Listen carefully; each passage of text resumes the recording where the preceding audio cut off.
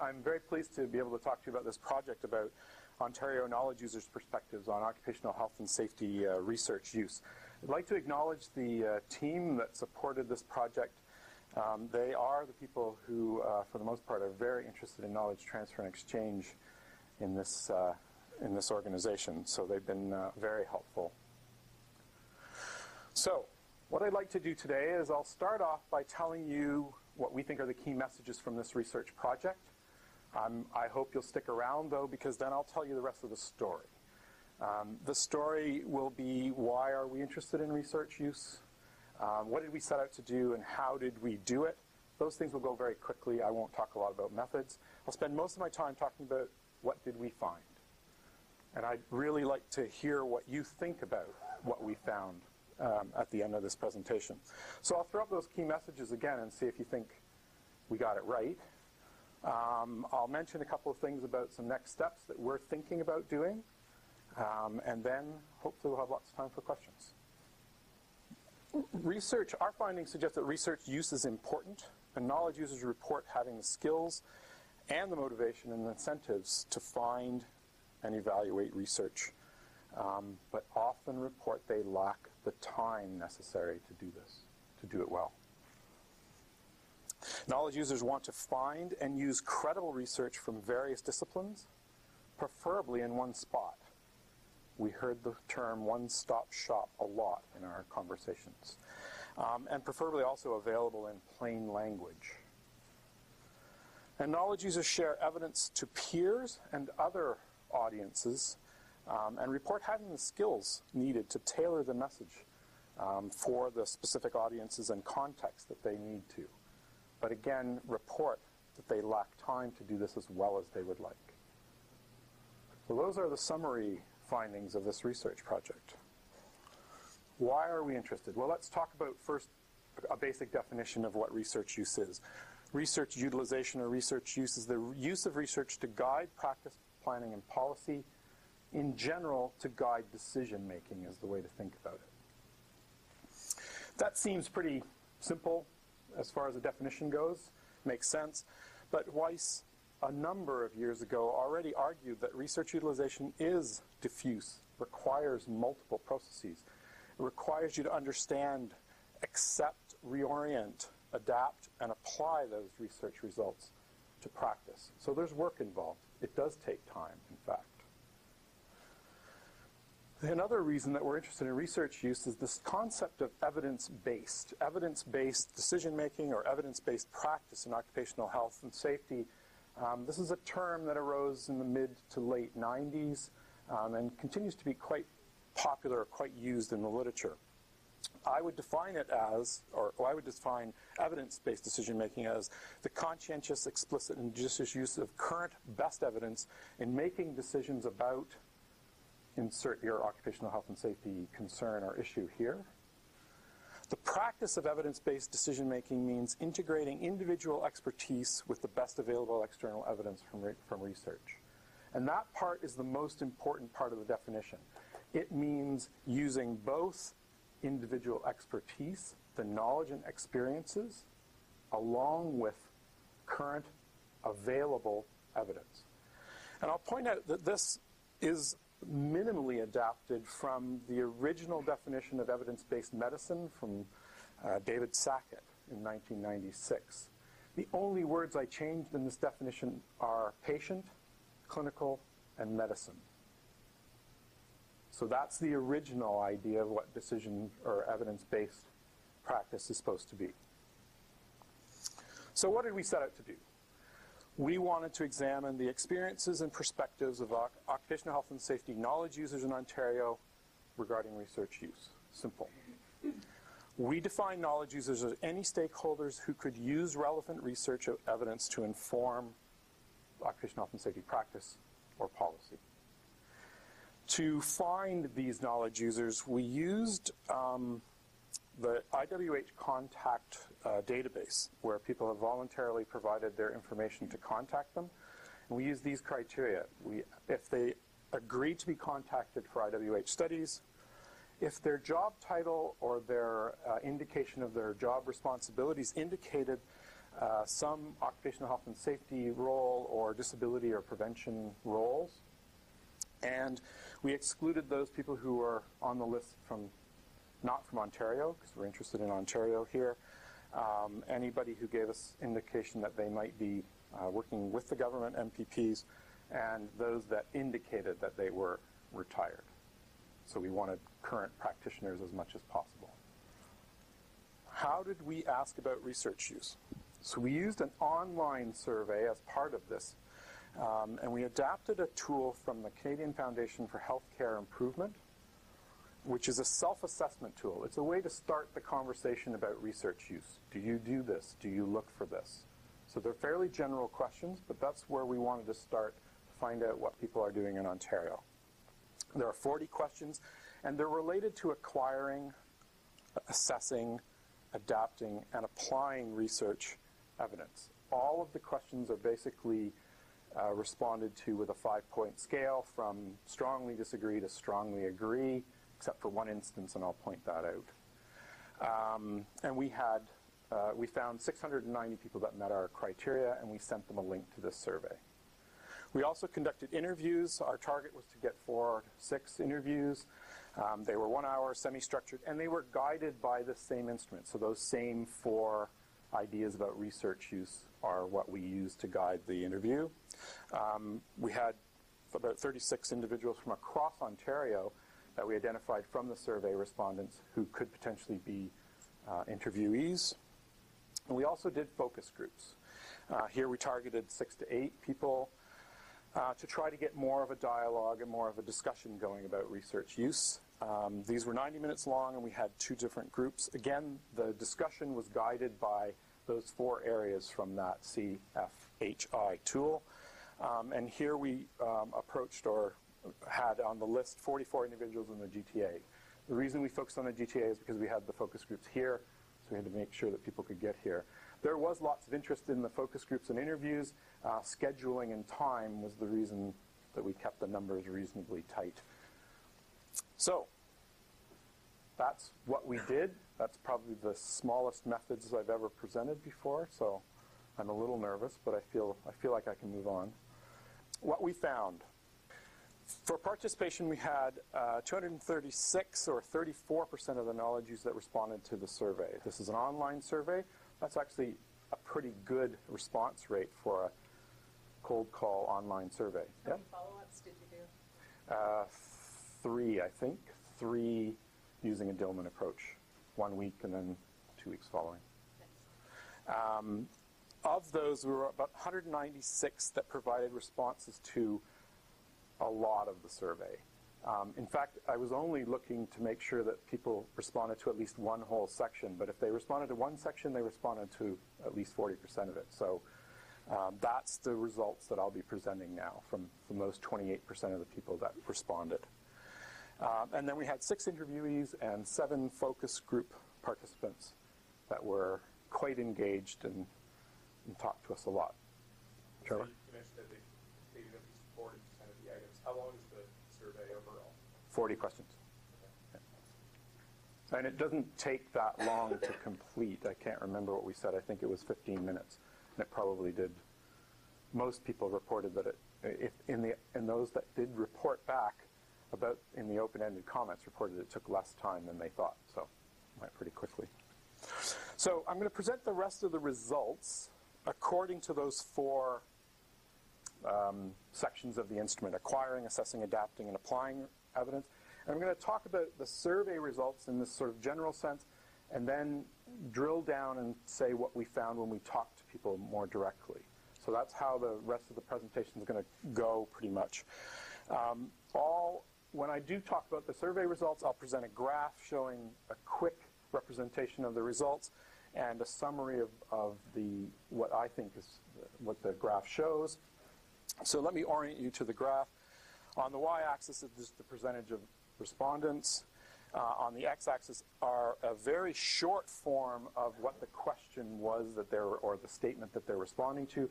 I've tried to make the question a little bit easier by giving you this line. And so if you replace the blank with, "We have skilled staff to use research," that is a short form of the question that they were asked. And these are the responses then, whether they agreed or disagreed.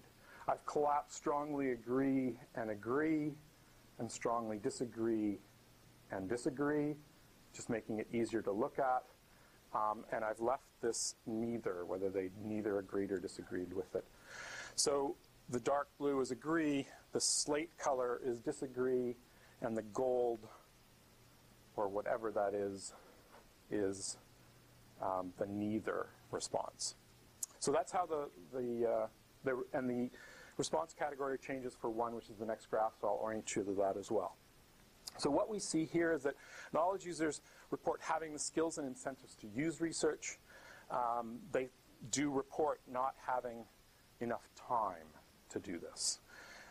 And then it's kind of a 50-50 thing about whether they don't have enough resources or whether they seek external help to do these things, basically. So that's why I've collapsed it like that. So I'll just report it that way. It's a 50-50. Yes? So what is we have external help to use research? So in this case, for external help, it means we have external help to look for or have enough to do all of those things, basically, to actually look for or use research. So they would farm that out instead of having them do it themselves. It'll become a little bit clearer in the next one, because then the categories become clearer. Yeah, or have somebody else do it for us. And you'll see the theme running through that in a moment. So for this one, the response category does change. Here they were asked whether they do it well, do consistently, or don't do poorly. And that spans about that same idea of agree to disagree. Do consistently was not as good as do well. So that's why I'm laying it out this way. And we find that knowledge users report that they consistently search the peer and grade-reviewed literature, look at electronic databases, credible websites, and their peer networks. It's not as clear whether they engage with researchers or research networks or researchers directly. There's a little bit more of a consistently and don't do poorly in that respect. So this is promising. Even though they say they don't report it well, we think that's a very promising result. When we talk to the knowledge users more directly in the focus groups and interviews, these are the themes that emerge. So they report using multiple sources, and very often report talking to their colleagues about finding and sharing the results that they do find in the literature.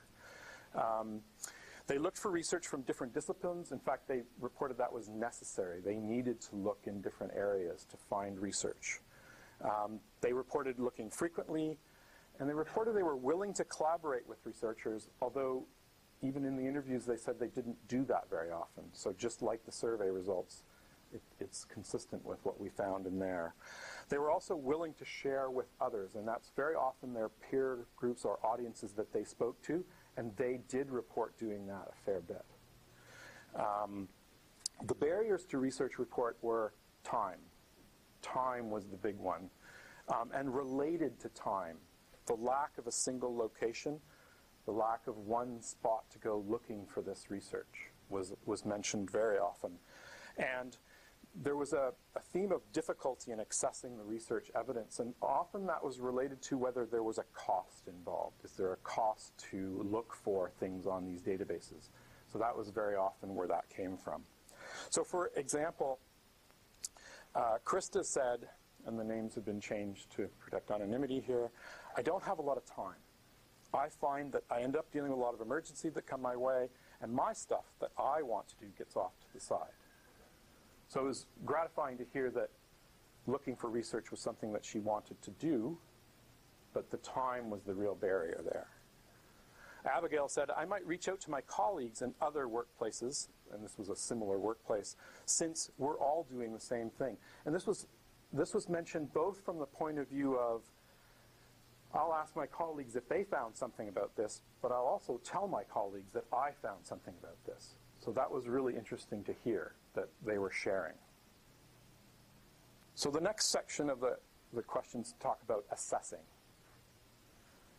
So I've already oriented you. I'm just going to dive into the bullets now. So knowledge users report that they can appraise the quality and reliability of research. They definitely think that they have the ability to relate and compare research findings, but they're not using external help to assess. So this is basically asking, do you use external help to appraise quality, appraise reliability, and appraise? So that's where I was trying to get at, that it's that kind of question. If it says external help, it was for every other category, basically. Does that make sense?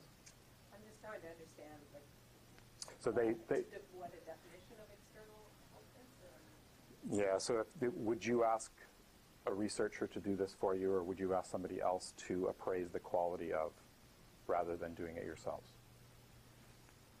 So when we talked to the knowledge users, the themes that arose were that they were very much self-directed when assessing the evidence. They wanted to have their hands on it. So that explains why they didn't go external, I think, in part. And very often there was notions of credibility mentioned. So there was a need for credible research, and they felt they knew how to assess that credibility, even though when we had the further discussions, it wasn't always clear what credibility meant. So that was a very interesting discussion that we had. But they also had another part of credibility, and that was they felt to be credible as practitioners, they needed to use research and quote the research. There was this idea about looking for the most recent research. They reported back that they had the skills to appraise the quality of research, and in fact, those assessment skills were important when using research to support their decisions and for the evidence-based decision making. The barriers to research use were, it was at times difficult to draw conclusions from research, and that was very often related to this idea of plain language summaries as opposed to the way research is written, which they reported was not always so easily understood. And, of course, the time. So I think everything needs to be evidence-based now. A lot of people who talk from the top of their hat, there's no credence to what they say. So this was one of the quotes that related to credibility from Krista. And again, related to credibility, I sort of take that information and I guess match it with my own knowledge and ability and that sort of thing. And I like this quote because it not only talks about how there was an evaluation of credibility, but also it fits the definition of evidence-based decision-making, taking your own knowledge and abilities and relating it to the evidence and the research that you look for and find, and then ultimately, hopefully, use. So adapting the evidence. In the survey, we found that knowledge users do not or tend not to have the time, skills, time, incentives to present or synthesize research results. That's what they reported in the survey. And it's a bit equivocal whether they have the skills, times to link research to the key issues of decision makers, but they did tend to feel that they had the skills, times, incentive to recommend action from research. And here I have to go all methodological, I think. This is one loaded question. In other words, it was triple-barreled. They asked, do you have the skills or skilled staff who have the time and incentives? So if time was a major factor, then what we could be seeing in this differentiation is, okay, I don't emphasize too much on presenting and synthesizing, but I definitely use research to recommend action. And when we talk directly with the knowledge users, most of the time when they talked about research use, they were talking about making changes or having some action result. So that is where I'm interpreting why this is being played out. Maybe presenting and synthesizing is not as important in their jobs, but certainly recommending action might be. When we spoke directly, we found the need to adapt research to audience characteristics was a theme that emerged, and this was related to action. To make change happen was a big part of why they talked about this. And also the need for short and concise communications, which is a KT principle that we know, and they're telling us that that's what they need as well. So our knowledge users are very skilled at knowledge transfer, we're finding. However, there are barriers to research use. Once again, time. It was a very consistent theme that was mentioned. And they also mentioned that sometimes the question that they needed the research to help them with was specific, and sometimes adapting where the evidence comes or what the evidence says to their specific needs was a challenge. And that's probably also related to time, of course. So they are related things. Melody said, we have to tailor the research that we use and the way we present it based on our audience. So very nice summary of, knowing your audience, basically. And Stella said, people know this high-level research isn't quite useful to everybody, but it still has to be done. It's important. It's just finding the resources and getting them in place to have, whether it's someone who or an organization there to actually do the work that's required to translate it to the way that it's actually useful. And that's the part that really resonated and was a common statement. It needs to be useful for our audiences. The way research is written, in general, is not useful for our audiences. So the short, concise communications part of it was emphasized in here as well. And the last section that I talked about is then applying the evidence. Generally, the knowledge users report that research use is a priority for them. They tend to commit resources, communicate internally about research use, and have the culture to support research use in their organizations that they work in. While they may not have the staff and management engagement, there's a little less consistent agreement about that statement. So there's maybe more work that needs to be done. If you think about the time required, that may also be the barrier that's happening in that respect as well. We also found that they allow time they evaluate research and recommend from research when engaging in decision making. They don't always know when decisions are going to be made and how that research evidence could be used. So knowing the contribution of the research in decision making. And then we have a last section that they may not have a researcher on staff, and they may not get feedback or know how research impacted on the decisions that were ultimately made. I don't really know what neither means for those questions, and that was the predominant response item, or response category that came out. So that's why I'm saying it that way. When we spoke to them directly, it was clear that understanding the context and understanding the audience, know your audience, were two very important things that were mentioned by the knowledge users. They tend to use multiple formats, and they often mentioned aspects of adult education principles in how to convey these messages to the people that they're speaking with. And over and over again, through all of this, they talked about usefulness, practical application of the research use. The barriers were in finding or creating these relatable stories from the way research is written, and then the need to have these or use multiple learning methods and to engage their audience was noted. But ultimately, you can summarize most of the barriers up with time. Time was something that we heard throughout all of the interviews. With respect to knowing your audience and relating to them, it says, Amanda said, the second they can relate to it, they will retain it. As well, we see the resource implications in this quote by Elise, giving the audience the tools and resources that they can use. Yeah, so we actually have a full-time department. It's their job to engage with these communities, constantly providing with the support that they need. So the resources are being used to talk to the audiences and translate, if you will, the research that they're finding. So we're pleased by these results. It's very interesting to hear back from our knowledge user communities and that they're using research. I'll point out that, of course, the people who choose to respond to surveys and talk to us in interviews are probably more engaged than those that aren't. But the distribution of the responses in the survey were nicely distributed across those that did and didn't. So we are getting a sense that some of the people that answered may not be as engaged as some of the people that we did speak to. So I'll come back to the key messages again. Our project findings suggest that research use is important and that knowledge users report having the skills and incentives to find and evaluate research, but lack the time to do this as well as they would like. Knowledge users want to find and use credible research. They report wanting this to come from various disciplines, but preferably from one place. Let me look for it in one spot if I can.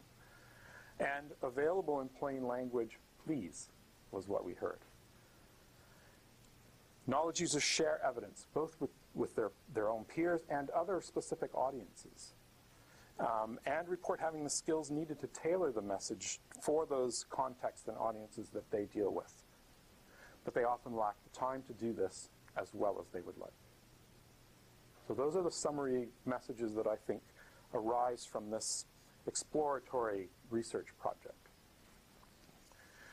Some of the next steps that we're just beginning to talk about, so I throw these out there for discussion perhaps more than, we'd like to think about developing tools and products to help knowledge users with research use, in all four areas perhaps. How can they acquire it, assess it, but we're just beginning that conversation now. There's also an ongoing evaluation of researcher perspectives on the use of evidence, but on the knowledge transfer part that I'm engaged in at this moment. So I'd like to see how those things might match up with occupational health and safety researchers. So those are two things that we hope to be doing in the future. And for acknowledgements, I'll just say that this was there was some funding from the WSIB RAC competition. The Institute for Work and Health operates with the support of the Province of Ontario, and that the views expressed are, I'll go as far as saying mine rather than my co-authors at this point, so now you can shoot the messenger. And I would be remiss if I didn't mention that you can find evidence-based information on a number of different, in a number of different formats from IWH. And as the picture shows, please ask questions, but I may not answer them. It might just turn into a bigger question. Thank you.